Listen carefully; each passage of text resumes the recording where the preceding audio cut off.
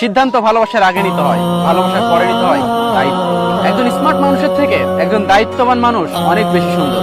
অভিমানের ভাষা যদি সবাই বুঝতো তাহলে কখনো ভালোবাসায় বিচ্ছেদ হতো না। মানুষ পরিবর্তন হয় না, শুধু সময় হলে মানুষের মুখোশটা খুলে যায়। জীবনে কষ্ট পাওয়া খুবই দরকার, কারণ কষ্ট পেলে প্রত্যেকটা মানুষ বদলাতে পারে। ধনীর রাগ বেশি, গরিবের ক্ষুধা বেশি, আর মধ্যবিত্তদের স্বপ্ন বেশি। নিজের যোগ্যতা থেকে কম যোগ্যতার মানুষকে ভালোবাসো, তাহলে সে তোমাকে মূল্য দিবে। যে থাকার সে শূন্য পকেট দেবেও তোমার সাথেই থাকবে। জীবনে পালিয়ে যাওয়া যায় খুব সহজে, কিন্তু কঠিন হলো জীবনের সাথে লড়াই করে বেঁচে থাকা।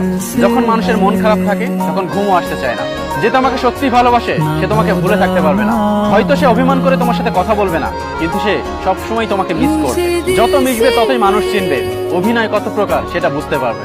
মেয়েরা অভিমান করে তাকে আরো বেশি ভালোবাসার জন্য, আর ছেলেরা একটু অভিমান করে তাকে বোঝার জন্য।